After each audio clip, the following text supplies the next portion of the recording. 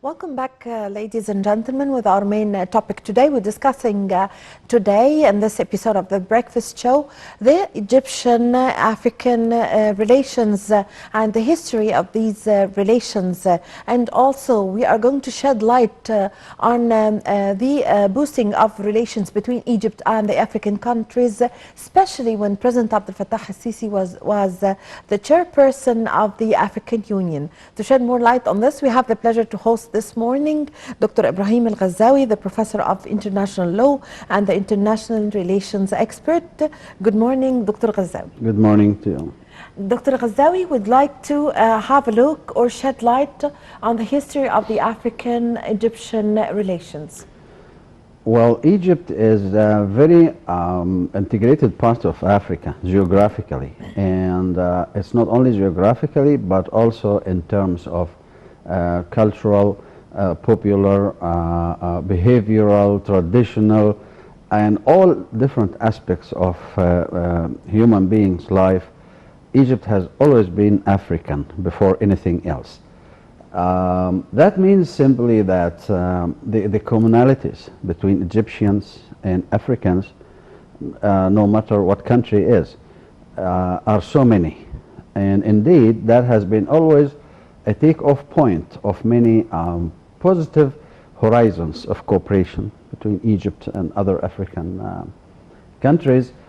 Yes, we have to admit that there has been ups and downs in the political relations, especially political relations between the systems that control different or managed or run different African countries and Egypt over our recent history, which is so much acceptable, and we have to say that this is how things usually go when it comes to political relations.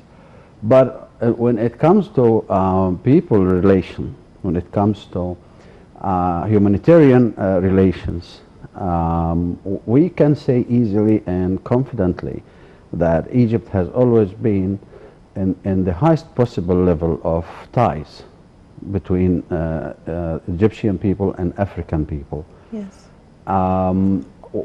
Those who have been to African countries before, they will, of course, totally agree with me in that words, because once you get in any African country, and people there in the street would start to tell you, where are you coming from? And they know that they are coming from Egypt.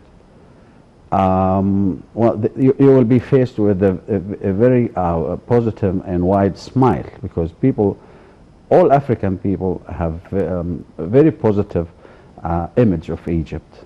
And they, for some time, they blamed us during our late President Hosni Mubarak years, after the assassination trial in 1990s.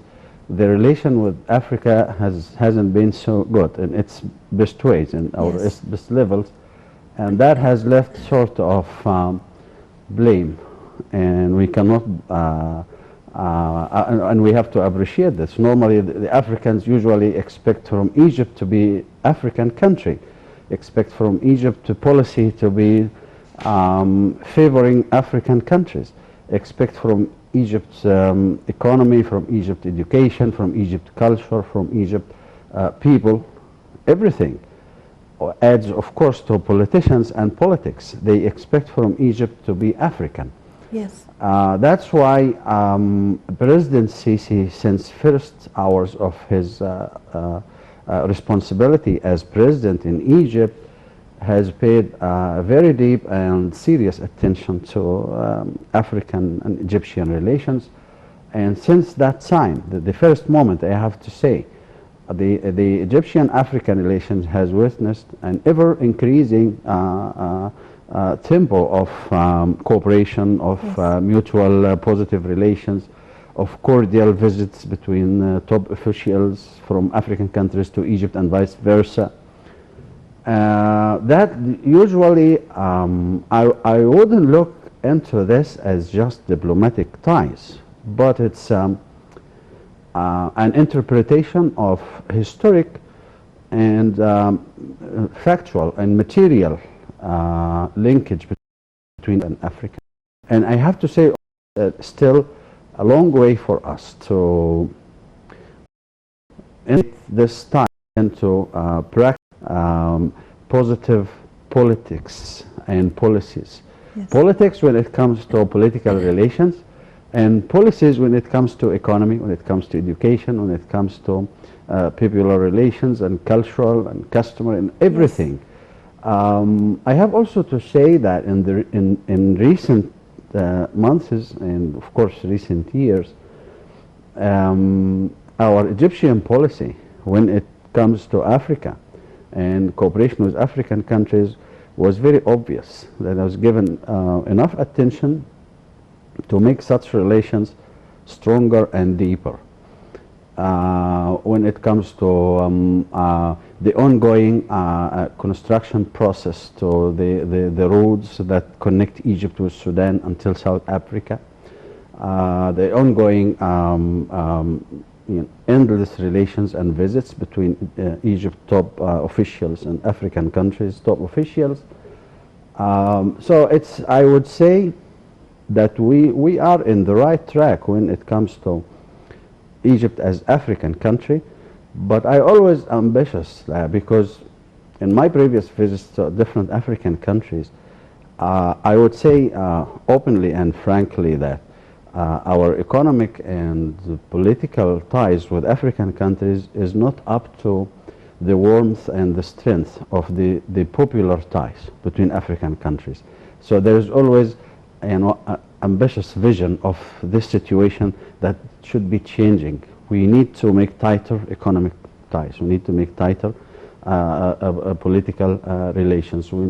And you just mentioned when President Sisi chaired very recently Yes, the African Union. Yes, since President Abdel Fattah Sisi was the chairperson of the African Union, he was keen on boosting relations and also in boosting investment and trade between African countries and Egypt. And he had a very famous statement when he came the chairperson of the African Union. He said that the future of trade in the world is inside Africa. That's true. That's really true. I totally agree with that. I told you that Africa is a very promising destination for all sorts of investment, I have to say. It's not only agriculture, by the way. It's industrial, agricultural, and everything.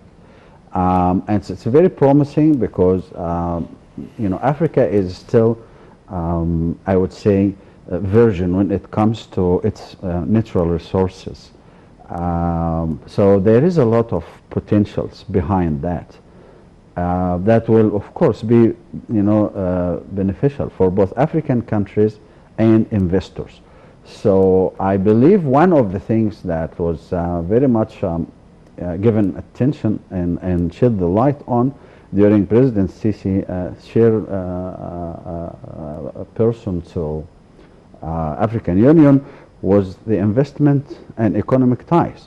And of course the economy in general, and we talk about security, we talk about mutual border security relations, and we talk about terrorism fighting. So looking into this, main topics, we will see that as I said, there are a lot of commonalities between different African countries. Yes.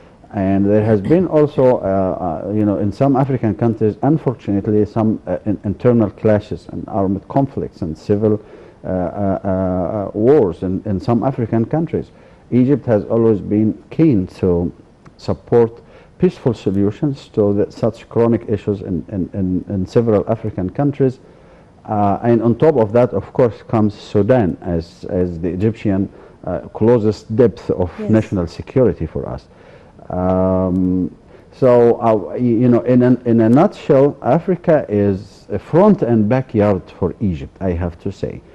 And I think it's very advantageous situation for us because that would make it very much easier for Egyptian investors to go there and start business. That will make very much easier for Egyptian producers to take and to export Egyptian products to African consumers. And I have to say that African market is really large. And instead of other giant economies like China or United States or other big economic countries, Yes. They are dominating the African market. Egypt can easily be a very successful alternative and substitute for such products, knowing that Africans emotionally are more attached to African products, whether it comes from Egypt or it comes from Algeria or Tunisia or Sudan or whatever. So I think there are a lot of potentials, and we need to invest more planning, more resources, more attention in the coming years, and I believe that the future, the horizon of future relations between Egypt and Africa are really limitless when it comes to success. Today, by the way, the gross domestic product of African economy is hardly reaches $2 trillion. We talk about 53 different countries in Africa, and that figure is really very small. If you know that this is less than the gross domestic product of the United Kingdom, by the way, or Germany, or Japan, which is $4.8 trillion a year. Not to talk about China, 13.8, or not to talk about United States, $21.2 trillion a year. So all African countries' economies together, gross domestic product is not even amounting to $2 trillion a year. Out of them, Egypt comes on top of the economies of Africa, yes, with gross domestic product over $332 billion a year. What does it mean? It means that the potentials for mutual trade, mutual economic relations, future investments, horizons are really limitless, considering that the internal trade relations between only African countries with each other is not even amounting to 8% of the total amount of trade in Africa. And we talk about 92% coming from abroad.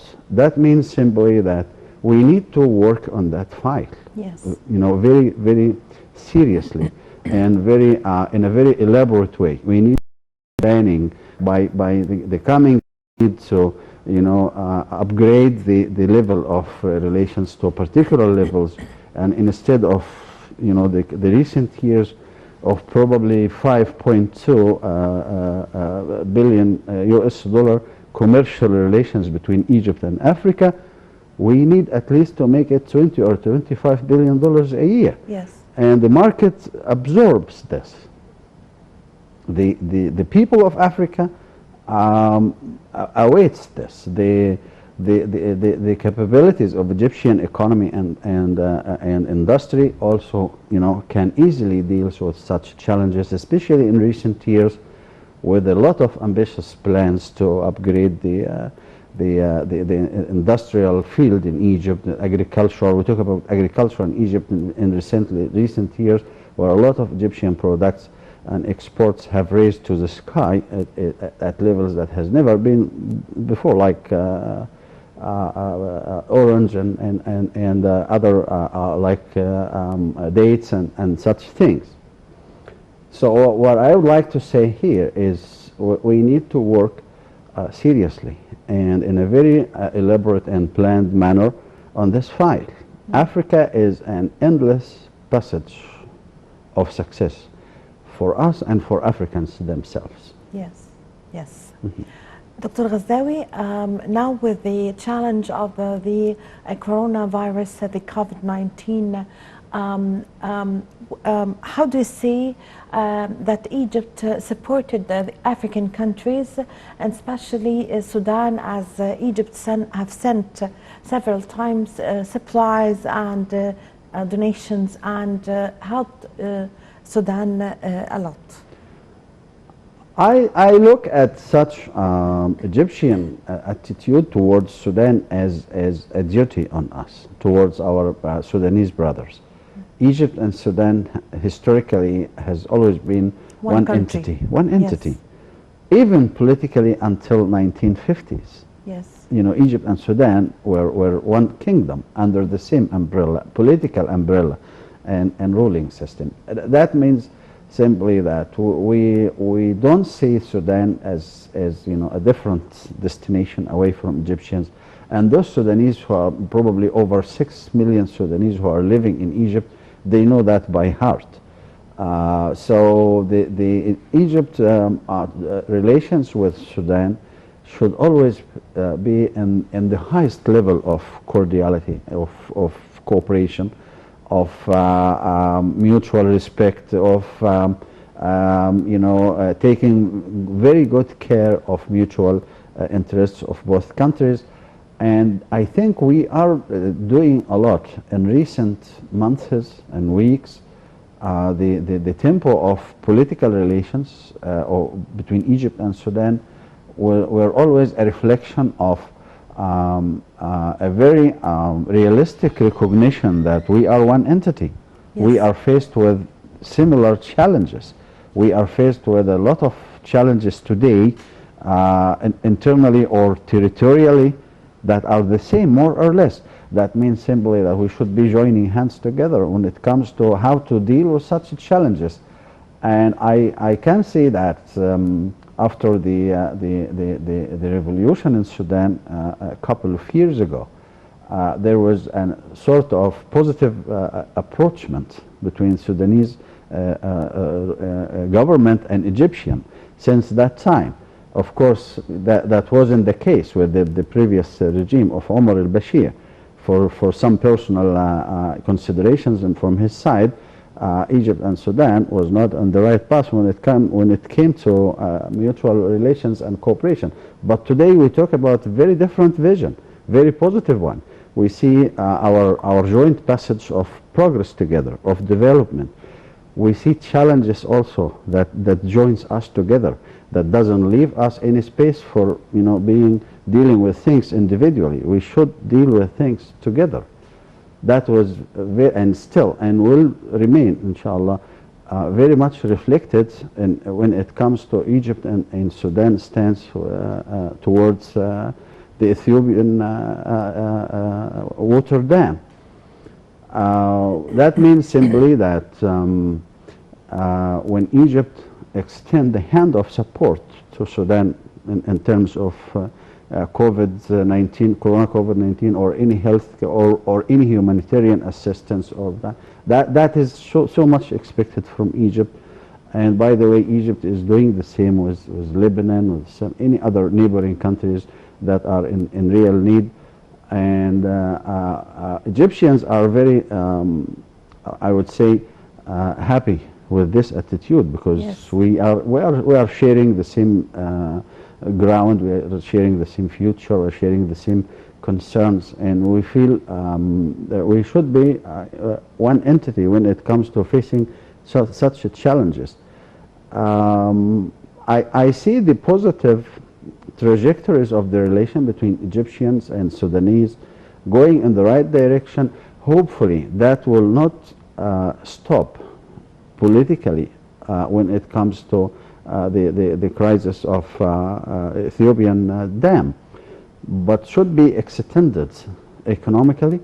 Sudan has so much potentials when it comes to economy, yes, but they are not doing a lot in terms of these challenges. The Sudanese economy is faced with a lot of problems today, and Egypt has been so for some years ago, before Egypt started the economic reform program in 2016, and Egypt today has gone long way successfully in terms of making reforms in our economy that could be very much positive expertise for our brothers in Sudan. And I think Egypt can do a lot to give this experience to our brothers in Sudan, to help them smoothly and with minimal problems and losses get out of their economic plight today. Yes, I thank you very much for your time and for your valuable information, Dr. Ibrahim Al-Ghazawy, Professor of International Law and International Relations expert. Thank you very much for joining us Thank you today. so much. Thank you. Well, with this, my dear viewers, I leave you now with my colleague Nermeen Abdurrahman.